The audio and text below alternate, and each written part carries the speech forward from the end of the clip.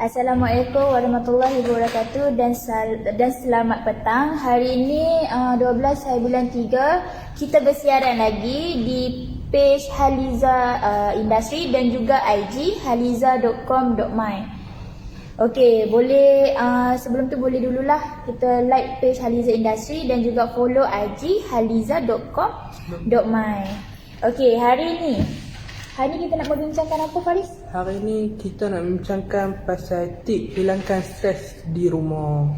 Okey, kalau 2-3 hari lepas kita share tips hilangkan tip mengatasi stres dekat tempat kerja, hari ini kita akan kongsikan tips untuk atasi stres tapi dekat rumah. Okey, tak semestinya stres ni apabila kita di tempat belajar ataupun di kerja je. Kadang-kadang dekat rumah pun kita stres. Dah lah kita penat balik stres daripada belajar ataupun kerja dan kita masuk balik rumah pun kita macam stres.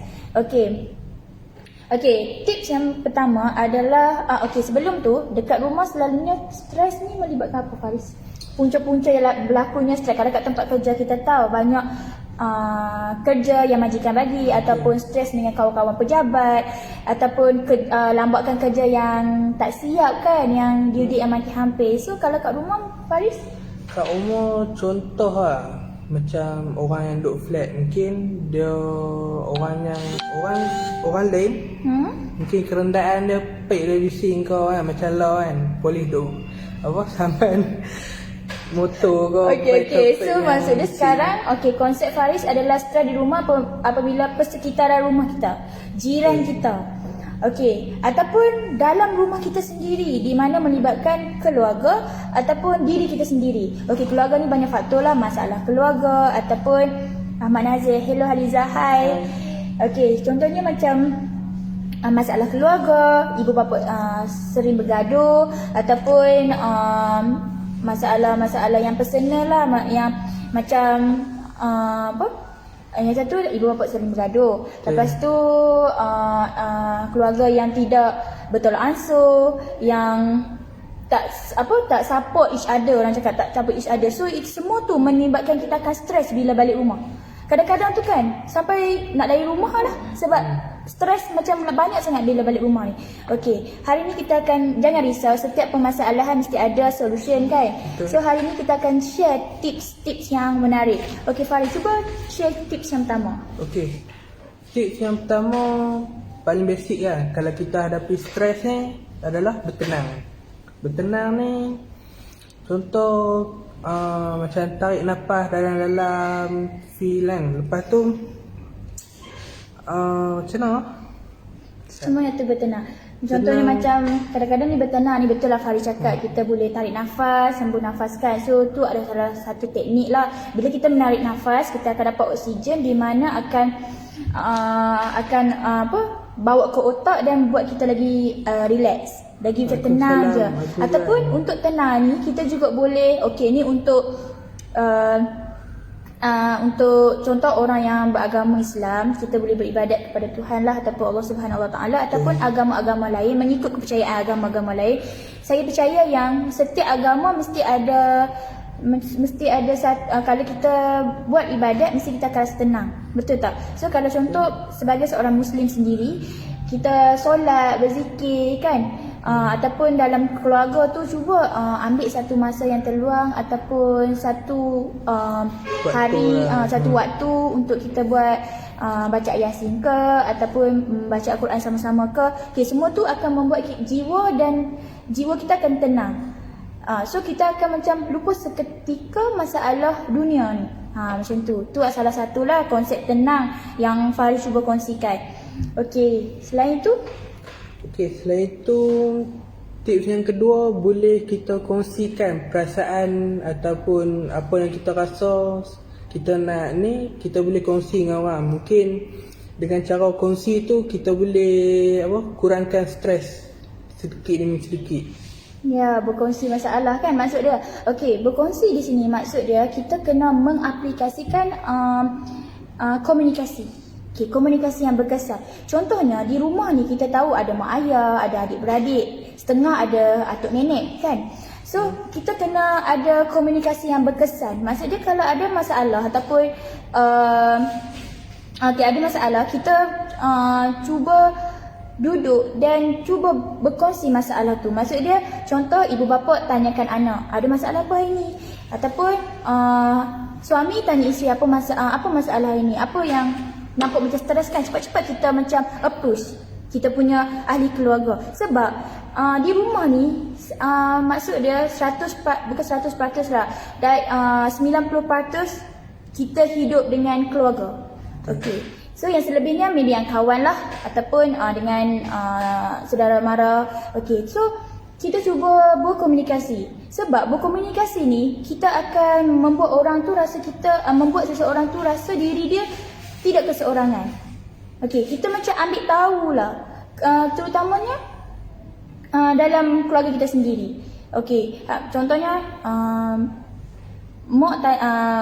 seorang ibu tanya anak, hari ni kat sekolah belajar apa?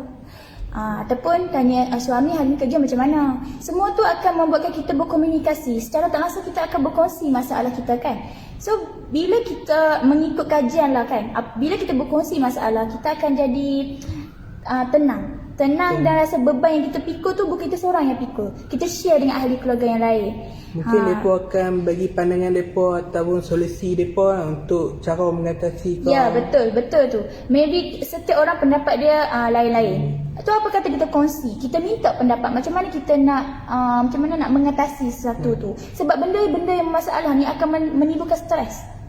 Ya, betul, stres. Okey. Yang ketiga adalah berehat dan melancung.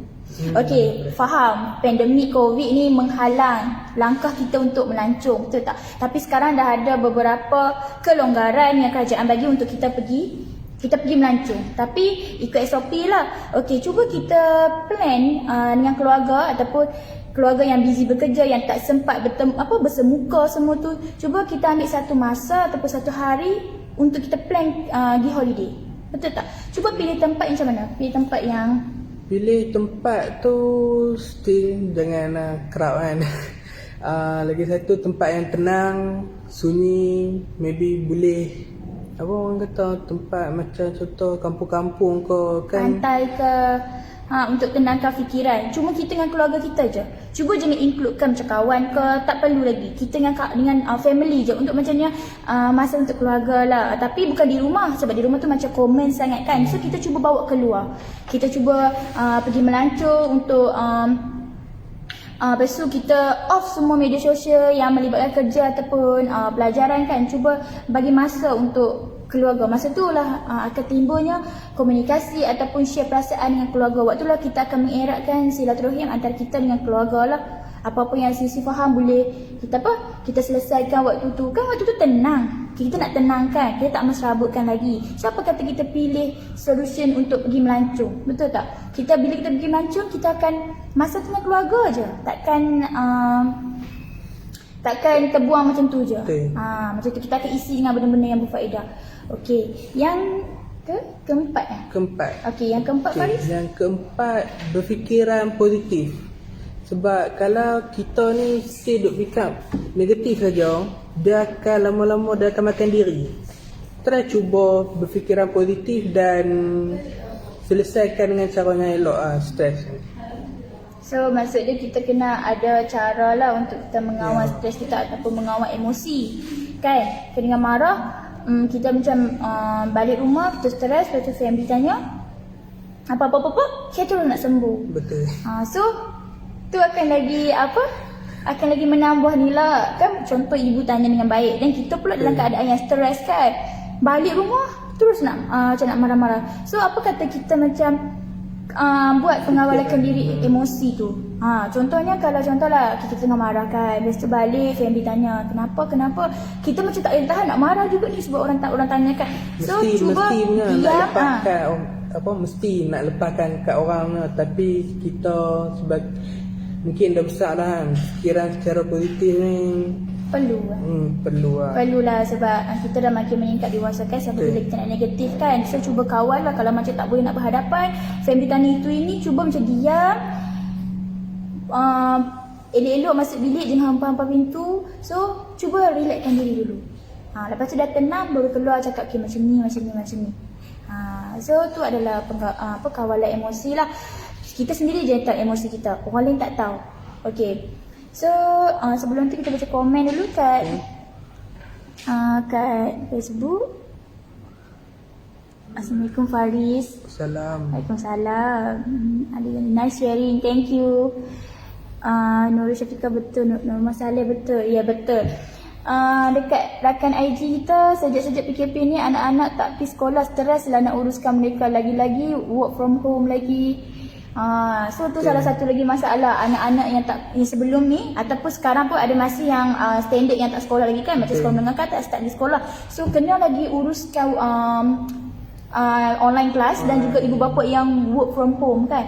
So kat situ pun akan menimbulkan stres, mana nak uruskan anak, mana kita nak uruskan diri kita sendiri. So kat situ pun boleh jadi masalah. Akan jadi masalah stres juga. Tapi kita dah solution. Kita try buat jadual. Okay, macam sebelum ni saya pernah sharing, kita buat jadual. Okay, jadual untuk anak dan jadual untuk kita sendiri. So anak selalunya pagi-pagi dia dah start kelas kan. So kita prepare dulu untuk anak dan kemudian untuk diri kita pula. Sebab anak ni dia tak faham apa masalah kita ibu bapa. So kita sediakan untuk anak dulu. Okay, macam tu lah dia punya ni. Ataupun kalau ada macam ada suami ke uruskan suami dulu. So kemudian baru macam diri kita macam tu. Ataupun cuba buat jadual yang mana yang perlu di kehadapan dulu. Macam tu. So kita ikut step lah, kita uruskan satu-satu benda. Okay, sebenarnya stres ni dia boleh mengatasi dengan benda yang sistematik je pun sebenarnya. Betul. Dia susun supaya benda tu nampak flow dia dan kita buat ikut, kita displaykan diri kita. Sebenarnya stres macam tu nak kawal dia. Sebenarnya lah mana-mana cara pun sebenarnya macam tu, mesti ada buat jadual. Okey, seterusnya. Okey, sebelum tu boleh share and like page Haliza Industry dan juga follow kami ramai-ramai dekat IG haliza.com.my. Okay, boleh follow cepat-cepat laju. Muhammad Arif join. Hai Muhammad Arif.